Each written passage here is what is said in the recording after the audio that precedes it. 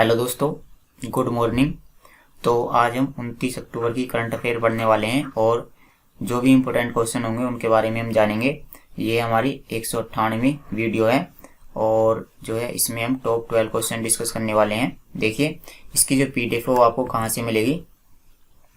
इसकी पीडीएफ आपको Telegram channel से मिलेगी जिसका नाम क्या है, सीटी करंट अफेयर। यहाँ से आप इसकी वीडियो डाउनलोड कर सकते हैं और साथ ही साथ में जो वीडियो का डिस्क्रिप्शन है वहाँ से भी आप डायरेक्ट जो वीडियो की पीडीएफ है उसको डाउनलोड कर सकते हैं। तो चलिए फिर हम आज के इम्पोर्टेंट क्वेश्चन देखते हैं। देखिए, तो यहाँ पर देखिए, किस राज्य में देश में पहली बार टेस्ट ट्यूब बेबी बछड़े का जन्म हुआ है। तो आप यहाँ पर देख सकते हैं कि इस तरह से जो भैंस का बछड़ा हुआ है उसका जन्म किया गया है, उसका जन्म हुआ है इस तरह से। और ये जो भैंस का बछड़ा हुआ है इस तरह से इसको टेस्ट ट्यूब में बनाया गया है, ठीक है ना। तो हमें राज्य का नाम बताना है, तो राज्य का नाम है गुजरात, ठीक है ना। तो गुजरात राज्य में इस तरह से भैंस का बछड़ा बनाया गया है टेस्ट ट्यूब के अंदर। और इसमें जो टेक्नोलॉजी इस्तेमाल की जाती है उसका नाम होता है IVF ट्रीटमेंट। तो इसकी हम फुल फॉर्म जानेंगे। अब फिलहाल में हम गुजरात के बारे में जान लेते हैं। देखिए, गुजरात की राजधानी क्या है, इसकी राजधानी है गांधीनगर। इसकी राजधानी क्या है, गांधीनगर। और यहाँ के मुख्यमंत्री कौन बने हैं, यहाँ के जो सीएम है वो कौन है, भूपेंद्र भाई रजनीकांत पटेल, ठीक है। मैं इसको लिख देता हूँ, भूपेंद्र भाई रजनीकांत पटेल। तो हाल ही में जो है जो रजनीकांत हैं उनको दादा साहेब फाल्के पुरस्कार दिया गया है, तो उन्हीं के नाम से इनके जो सीएम है इनको याद कर सकते हो। और यहाँ के गवर्नर या राज्यपाल कौन है, इनका नाम है आचार्य देवव्रत, ठीक है, आचार्य देवव्रत। तो इसमें हम IVF के बारे में जान लेते हैं। IVF, तो इसकी फुल फॉर्म क्या है, in vitro fertilisation, in vitro fertilisation. तो इसमें फर्टिलाइजेशन किस में कराया गया है, टेस्ट ट्यूब के अंदर ही, ठीक है ना। चलिए इसमें हम अगला क्वेश्चन देखते हैं। BCCI द्वारा 2022 IPL में कौन सी 2 नई टीमों को शामिल किया जाएगा। तो देखिए, जो BCCI है इसने IPL में 2 नई टीमों को जोड़ दिया है। अब से पहले IPL में 8 टीमें खेलती थी, तो 2 टीमें और इसमें खेलने लगेंगी, तो इसमें कुल मिलाकर के 10 टीमें हो जाएंगी। चलिए अब जो 2 टीमें हैं इनके बारे में जान लेते हैं। तो इनका नाम क्या है, अहमदाबाद और लखनऊ, ठीक है, अहमदाबाद और लखनऊ। अहमदाबाद कहाँ पर स्थित है, अहमदाबाद स्थित है गुजरात के अंदर। तो गुजरात राज्य की अब से पहले कोई टीम नहीं थी, तो गुजरात राज्य की टीम होगी अहमदाबाद वाली। और यहाँ पर जो है यूपी की भी कोई टीम नहीं थी, तो यूपी से यहाँ पर लखनऊ वाली टीम खेलने वाली है, ठीक है। चलिए इसमें हम किसके बारे में जान लेते हैं, IPL के बारे में जान लेते हैं। IPL, और IPL का इस साल हुआ है IPL 2021। तो ये बताइए कि इस साल IPL का कौन सा संस्करण हुआ है। तो इस साल IPL का 14वां संस्करण हुआ है, 14th एडिशन हुआ है। और इसमें विजेता टीम कौन सी है, CSK। और इसमें जो लूजर टीम कौन सी है वो कौन सी है, कोलकाता नाइट राइडर, ठीक है। और इसमें और हम क्या जान सकते हैं, इसमें सबसे ज़्यादा रन किसने बनाए हैं, यानी कि पर्पल या orange cap, orange ORANG, orange cap किसने जीता है, ऑरेंज कैप यानी सबसे ज़्यादा रन किसने बनाए हैं, तो उनका नाम है ऋतुराज गायकवाड़, ठीक है। ये CSK के ही खिलाड़ी हैं। और पर्पल कैप यानी सबसे ज़्यादा विकेट, तो सबसे ज़्यादा विकेट लिए हैं हर्षल पटेल ने, हर्षल पटेल, ठीक है। और IPL 2021 का 14वां संस्करण हुआ है। तो इसका पहला संस्करण कब हुआ था, इसका पहला संस्करण हुआ था 2008 में। और 2008 में कौन सी टीम जीती थी, तो टीम का नाम है राजस्थान रॉयल्स। चलिए अगला क्वेश्चन देखते हैं। डेनमार्क ओपन बैडमिंटन 2021 में पुरुष एकल का खिताब किसने जीता है। तो ये जो बैडमिंटन टूर्नामेंट हुआ है यह कहाँ पर हुआ है, डेनमार्क में हुआ है।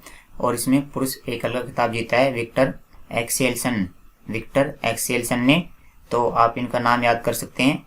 और यहाँ पर जो महिला एकल का खिताब है वो किसने जीता है, यहाँ पर महिला एकल का खिताब जीता है यामागुची ने, ठीक है ना। इन्होंने क्या जीता है, इन्होंने जीता है महिला एकल। तो एकल का मतलब क्या होता है? एकल का मतलब होता है कि अकेले खेलते हुए। इसी तरह से पुरुष एकल का खिताब किसने जीता है? विक्टर एक्सेलसन ने। ठीक है, और तो इसमें हम क्या जान सकते हैं? बस चलिए, जो ये जो टूर्नामेंट होता है इसका आयोजन किसने कराया है? इसका आयोजन कराया गया है वर्ल्ड बैडमिंटन फेडरेशन के द्वारा। तो इसके बारे में हम जान लेते हैं। इसका मुख्यालय कहाँ पर स्थित है? इसका मुख्यालय कोलालमपुर मलेशिया में स्थित है। ठीक है, आपको ये बात पता होनी चाहिए। और हाल ही में इसमें करंट का क्वेश्चन क्या है? जो बैडमिंटन वर्ल्ड फेडरेशन है इसके परिषद में सदस्य के रूप में किसको चुना गया है? तो इनका नाम है हेमंत बिस्वा शर्मा। ठीक है, ये क्वेश्चन काफी इंपोर्टेंट है। किस क्रिकेट एसोसिएशन द्वारा दुनिया के सबसे बड़े क्रिकेट बल्ले का अनावरण किया गया है? अनावरण का मतलब क्या होता है? इसका मतलब होता है लॉन्च। तो क्रिकेट एसोसिएशन का नाम बताना है, तो पहले तो हम इसका नाम जान लेते हैं। इसका नाम है हैदराबाद क्रिकेट एसोसिएशन। इसने जो है दुनिया का सबसे बड़ा बल्ला बना दिया है, और इस बल्ले को आप यहाँ पर देख सकते हैं, रॉयल स्टैग। तो यहाँ पर रॉयल स्टैग लिखा हुआ है, और यहाँ पर कुछ विनिट। तो ये जो बल्ला है इसका साइज काफी बड़ा है, और अगर हम इसके साइज की बात करें तो इसकी लंबाई है 56.10 फीट, और इसका वजन है 9 टन। 9 टन का मतलब 9000 किलोग्राम। ठीक है, ये इतना बड़ा बल्ला है, और इसको किसने बनाया है? हैदराबाद क्रिकेट एसोसिएशन ने। जोसेफ ए कुसमैन अवार्ड 2022 से सम्मानित होने वाले पहले भारतीय कौन बने हैं? तो क्वेश्चन काफी इंपोर्टेंट है। तो जोसेफ ए कुसमैन अवार्ड 2022, तो ये जो पुरस्कार है यह किसको दिया जाएगा? यह दिया जाएगा डॉक्टर राजीव निगम को। ठीक है, यह मेडिकल के क्षेत्र में दिया जाने वाला अवार्ड है, और यह दिया जाएगा डॉक्टर राजीव निगम को। किस देश ने सिजियान 21 नामक उपग्रह को लॉन्च किया है? सिजियान 21, तो ये जो उपग्रह है यह चाइना के द्वारा लॉन्च किया गया है। ठीक है, अब हम चाइना के बारे में जान लेते हैं। चाइना की राजधानी क्या है? बीजिंग। इसकी राजधानी है बीजिंग। यहाँ की मुद्रा क्या है? यहाँ की मुद्रा है रेनमिनबी। Renminbi, renminbi. और यहाँ के प्रेसिडेंट यानी राष्ट्रपति कौन है? यहाँ के प्रेसिडेंट हैं शी जिनपिंग।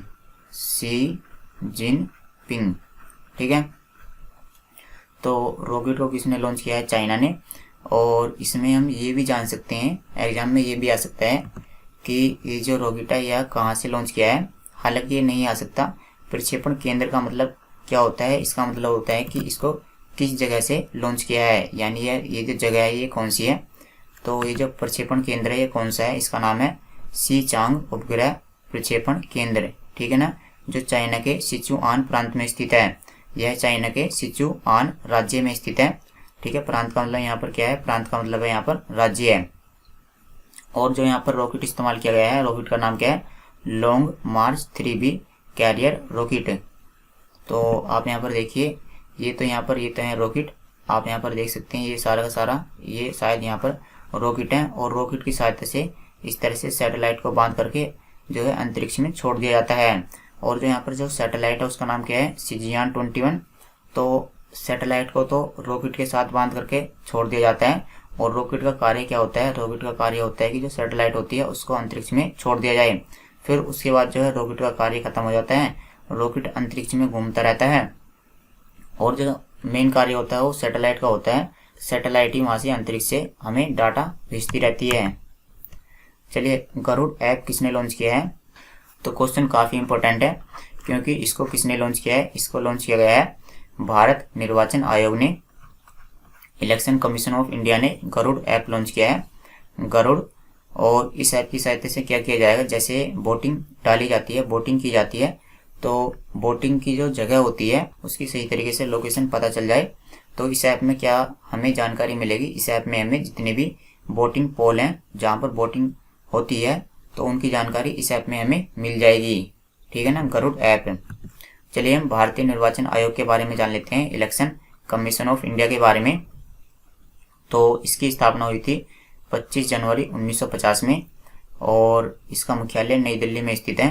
देखिए, जितने भी आयोग हैं उन सभी के मुख्यालय नई दिल्ली में ही स्थित हैं, जैसे राष्ट्रीय मानवाधिकार आयोग या महिला आयोग। तो इस तरह से ज्यादातर जो भी मुख्यालय हैं उनके जो मुख्यालय हैं वो कहाँ पर स्थित हैं? नई दिल्ली में। जितने भी आयोग हैं उनके मुख्यालय नई दिल्ली में स्थित हैं। अब जो निर्वाचन आयोग होता है इसमें एक तो होते हैं मुख्य चुनाव आयुक्त और इसमें 2 होते हैं चुनाव आयुक्त। जैसे आप यहाँ पर देख सकते हैं, इसमें जो मुख्य चुनाव आयुक्त हैं वो कौन है? सुशील चंद्रा। तो ये इनका नाम आपको पता होना चाहिए। और जो इसमें चुनाव आयुक्त हैं जो कि 2 होते हैं, उनमें से एक तो है राजीव कुमार और शायद अभी दूसरे की नियुक्ति यहाँ पर नहीं हुई है, ठीक है ना, दूसरे की नियुक्ति होगी तो इनका नाम यहाँ पर आ जाएगा। बाकी इनके बारे में यहाँ पर अतिरिक्त जानकारी दी गई है कि इनकी नियुक्ति किसके द्वारा की जाती है? राष्ट्रपति के द्वारा। कार्यकाल होता है 6 साल या 65 साल, 6 साल या अधिकतम 65 साल। और इनकी सैलरी कितनी होती है? और इनका जो सम्मान होता है वो सर्वोच्च न्यायालय के न्यायाधीश के समान ही होता है। तो आप इन फैक्ट को भी याद कर सकते हैं। ये जो टॉपिक होता है यह पॉलिटी का होता है। पॉलिटी यानी कि जो होता है संविधान, ठीक है ना, संविधान के अंदर हम इस टॉपिक को पढ़ते हैं और हमने यहाँ पर इसके बारे में अधिकतर सारी जानकारी जान ली है। देखिए, किस देश में खुदाई के दौरान विश्व का सबसे विशाल प्राचीन शराब कारखाना मिला है? तो देखिए यहाँ पर जो है खुदाई की गई और यहाँ पर जो है शराब का कारखाना मिला है और यह विश्व का सबसे विशाल यानी कि विश्व का सबसे बड़ा है और साथ ही साथ में यह विश्व में सबसे पुराना भी है। तो यहाँ पर देश का नाम क्या है? देश का नाम है इजराइल, ठीक है। तो ये 1-लाइनर क्वेश्चन है। अब इसमें हम इजराइल के बारे में जान लेते हैं। इजराइल की राजधानी क्या है? इसकी राजधानी है यरूशलम। और इजराइल की मुद्रा क्या है? शेकेल। इसकी मुद्रा है इजरायली शेकेल। और यहाँ के हाल ही में जो प्राइम मिनिस्टर यानी प्रधानमंत्री बने हैं उनका नाम क्या है? नफ्ताली बेनेट,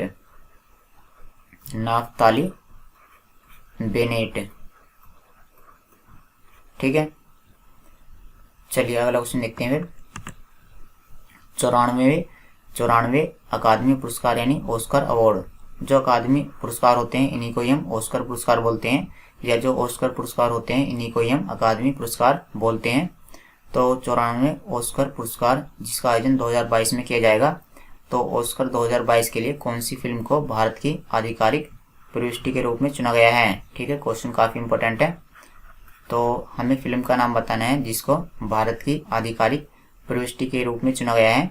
तो फिल्म का नाम है कूज गर्ल, ठीक है, कूज गर्ल फिल्म का नाम है जिसको ऑस्कर 2022 के लिए भारत की आधिकारिक प्रविष्टि के लिए चुना गया है।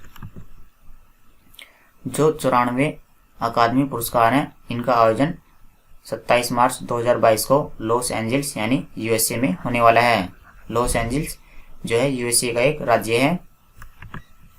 Indian broadcasting and digital foundation के फिर से अध्यक्ष कौन बने हैं? ठीक है, तो इसके अध्यक्ष बने हैं के माधवन। देखिए क्वेश्चन काफी इंपॉर्टेंट है क्योंकि ये जो Indian broadcasting and digital foundation है यह चर्चा में रहा है क्योंकि हाल ही में इसका नाम बदला गया था।